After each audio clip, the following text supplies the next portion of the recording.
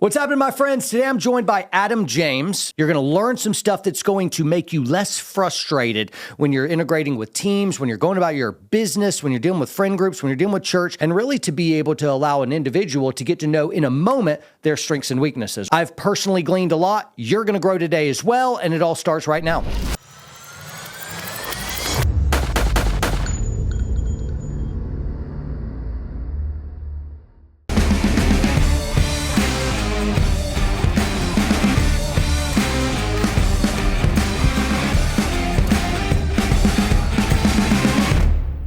Adam, right when you meet people, this was awesome because one of my first exposures to you, you had me lead in to find out what my core value index was, my CVI. Yes. And I've done a bunch of personality tests of Myers-Briggs and now I'm blanking, but I've done Enneagram, Strength Finders. I kind of roll my eyes. I'm like, oh, another one. Here we go. Bro, I'm good. Yeah. I'm fine. And this was pleasantly surprising. What are the different types that are the CVI, which you see, You've made a big study of this, you've seen the other ones, and you swear by CVI. Most memorable, most accurate, most helpful one that I found. Why is it essential that everybody know their CVI? Well, for beginners, I love things that matter and teams that win. So I love being a part of teams. I love working with teams. And what you discover on teams, all team problems, business problems, organization problems are people problems. What you don't know about yourself controls you. Got it. Because if you continue to run into the same issues on the team, communication problems, conflict issues, whatnot, it might be because you have blind spots. You're continuing to do things that aren't as helpful in that situation because you don't know things about yourself you should know. It's a personal problem. So when our team is having a problem, it's likely Ben's fault. Ben? What you don't know about your teammates limits your success. Because if you're trying to do something that somebody else on your team is just gifted and wired to do, right? You're limiting your success as a team. Okay. So understanding the strengths and weaknesses and what each person is uniquely suited for makes a massive difference in the personal fulfillment. Okay. And for people that are satisfied in their work and fulfilled and go, I can't believe I get to bring this contribution to the team's going to get better and stronger as well. Okay. We see the reason. What are the categories, and how do we know where we land? The four primary contributors, social contributors, and even business practitioner types are builders, merchants, innovators, and bankers. Got it. Builders are all about action and results. Merchants are all about vision and relationships. Innovators are all about solving problems. They're about solutions, systems, processes, innovating, better ways to do things. And bankers are all about information, preservation, efficiency. How do I know what I am? What am I? So you are a high builder because you're action oriented. Oh, I'm going to kill an elephant. Now, there's the core value associated with each of those, builder, merchant, innovator, banker, and I usually talk about them in that order. The core value of a builder is power, meaning a personal strength invested to make a positive difference. Of course, we talk all about these initially in the positive sense of what that positive contribution is. There's also dark sides to each of these. And so builders build things. They use their personal strength as long as they know what to do now and they have confidence that they can figure out what to do next. It's going to be 1, 2, 3. Excellent decision makers. So they usually end up leading things and building things. So merchants then is love, not in the sense of like lovey-dovey Hallmark movies, but love in the sense of like nurturing the strengths and abilities of others. They're team builders. So they have vision and relationships. So builders are all about execution and results. Merchants are all about inspiration and relationships. If you're doing a moving party, everyone's moved, builders are like, load the truck, grab the biggest item first, let's get it out the door, we know what to do, start doing it. But merchants are gonna be like, hey, got some pizza here and some drinks, we're gonna get everything moved, but let's connect, we're gonna have a good time in the process. Because they value that connection. Innovators, wisdom. They're wisdom people. So they're more cognitive in their approach. They see things the way they are and think, what can I improve? How can we make it better? Like we're middle-aged men. We shouldn't be moving anyone. So the innovators want to make sure like, hey, you got the hand truck. Like what's the flow? We're going to go in here. How are we going to get that washer and dryer out of that room? Like we could do this better. They see the better way. They see the better way. Okay. Yep. And then bankers all that information. Moving parties of bankers are actually fun because when you show up, all the boxes are labeled A, B by the bedroom. They're all organized. They're going to have the safety meeting first. They're going to have a 100-point checklist ready to go. It's going to be very organized, very well laid out. You're going to know exactly what you need to load on the truck first, what's going to get loaded on the truck last because it's got to come off first. It's going to be very analytical and organized. So I don't feel like I fit cleanly into one category. As you're describing that, I'm like, all right, I got a little of that one. I don't think I got much of that. I got a lot of this other. And so how does this parcel out? Are you all one or Nope, we're all a mix of all four. You have a primary and a secondary, even a tertiary. But typically, there's a range. When you do the test, you get the score, and it kind of gives you your range of strength of each one and kind of what your unique mix is. So. What happens if I am primarily a merchant, but I'm operating in the role of a banker, and I'm not a banker? I'm like, but that's kind of my job. That's the area I'm in. What happens there? You will be exhausted. Okay. You'll be unfulfilled. Got it. Yeah. We So all have a preferred contribution. And it's hardwiring, right? This is in us. And it's the way that we prefer to contribute and how we derive fulfillment and satisfaction from our work. This is work we are well suited to do.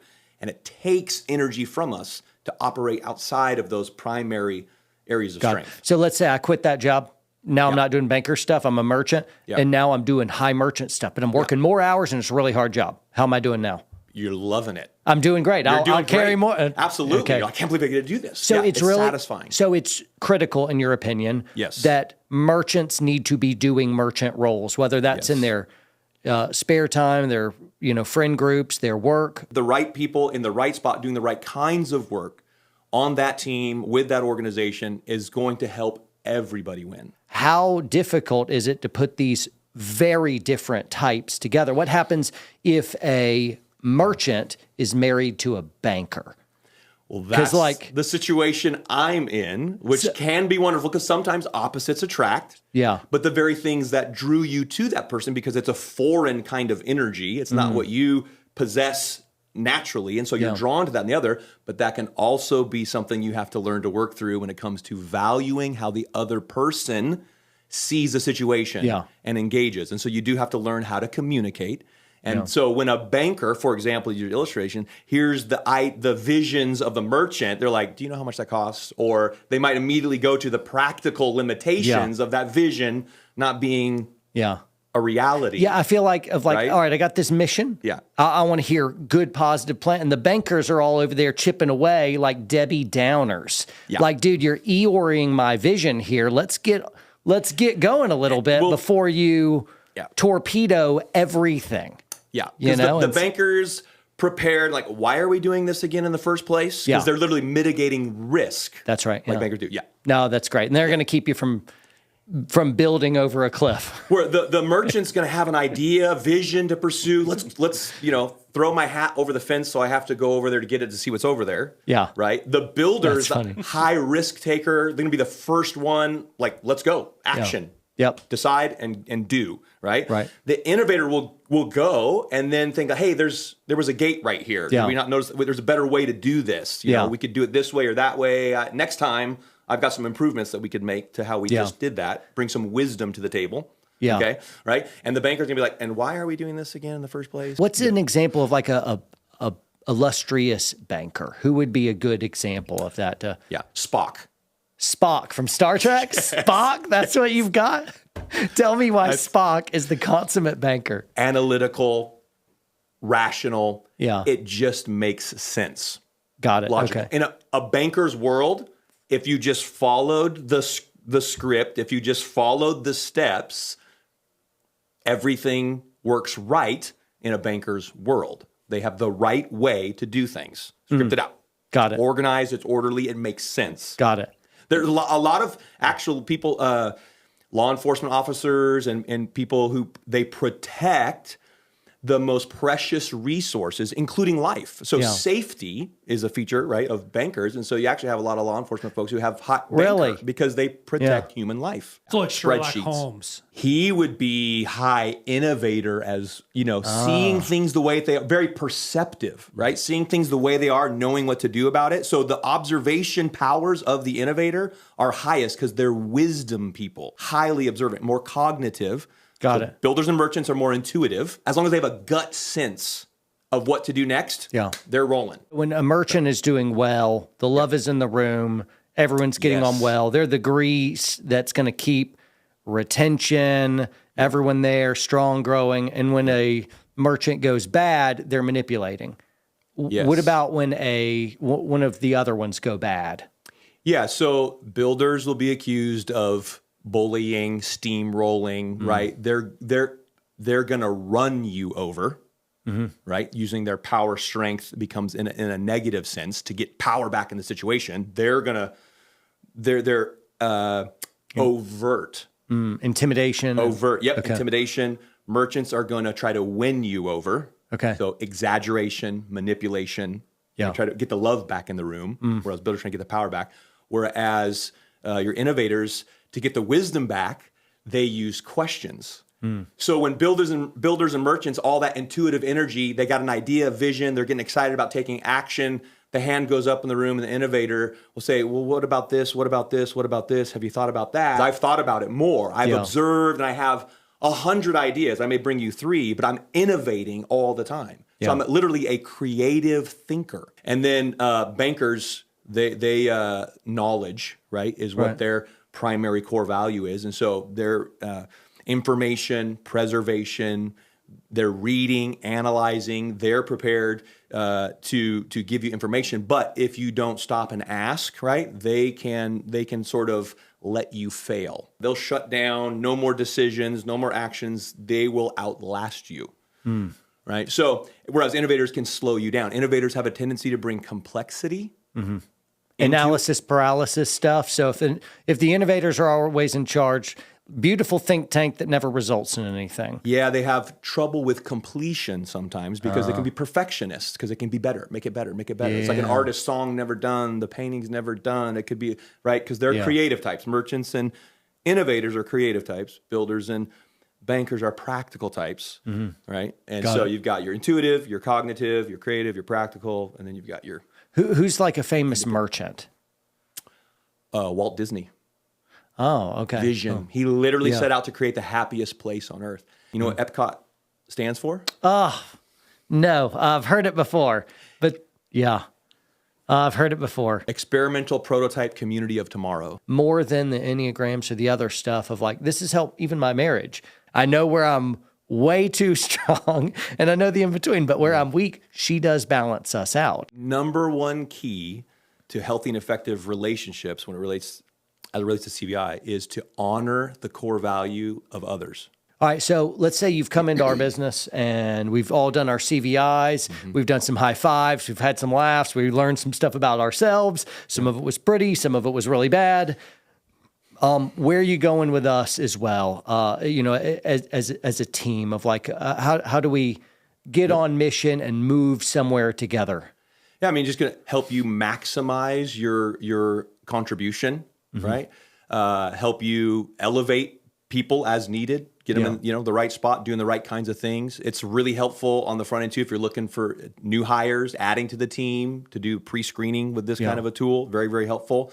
But it also helps you then to just understand how to mitigate potential friction along the way. Right? So how to work well together in terms of conflict resolution, communication, and who to pull in on certain projects. Yeah. What do we need here? What are some red flags for you? Beware the meeting after the meeting. Right? Because again, there are overt types. The builders and merchants tend to be like their cards are on the table. You can see it. You can feel it. You can hear it from them, right? Innovators and bankers tend to be covert. And so again, it's just all about self-awareness, understanding your tendencies, your default, your weaknesses. And so then you can watch for that. So builders and merchants who tend to oftentimes be in leadership roles need to be careful to draw out the honest thoughts and contribution ideas of the other team members. And innovators and bankers need to step out onto the dance floor. They need to not function covertly when it comes to potential conflict. The builders and the merchants, they'll show you their flags. Yes. The bankers and the innovators, you may not see them coming. So I'll need more discernment to pick up on their toxicity. So what I'm hearing is my type is good, others are bad. No, we all have a mix of all four, and there's healthy and unhealthy types of conflict Yeah. on teams, right? Right. That's good. And so the key there is humility and respect. Bro, that doesn't exist. Have you visited social media in like years? That's gone, bro. That's what's needed on healthy teams, right? That's Is fair humility and respect. What's the silent killer of teams? I would say selfishness. I forget who said it, but there's a quote. It's amazing what you can get done when no one cares who takes the credit. I take credit for that quote. That was Yeah. The power of unity is that's a superpower for teams, families, organizations. You got to be unified. You got to rally around something bigger than yourself. Warrior Yeah. Poet Society rallies around, hey, we live for a higher purpose. There you go. Ready to sacrifice in the defense of others. And so our movement, the entire Warrior Poet movement, is based on, no, not me, not us, but them. Let us serve. Let us give ourselves to a greater cause. Let us sacrifice in the defense of others. So if somebody wanted to go further into CVI, because I've looked at it and you're barely giving us the surface of like, this goes real down deep of here's the pros and how it works out, and here's the cons. And so I took the test. It was illuminating. Where can people get the test? And do you have to pay for it? Yeah. There is a free version on erep, EREP.com. Okay. erep.com, and there's a free version available. The full version, you get a 16-page, 17-page color printout. I think it's $50. Is that the same website if they opt to or It anything? is. And Yep. you're just a dude passing on the information. It's not your site. You Not don't my know- site. Yep. Not your Nope. site. So just here's information. Everyone's so jaded now of like, you're just doing this for no, he actually gives a crap. He just cares. He's just helping. So thanks so much for tuning in. Check out watchwpsn.com. You can get the full episode. Watchwpsn.com. You can sign up there and then you can download the app wherever you use apps. We will see you next time. Take it easy.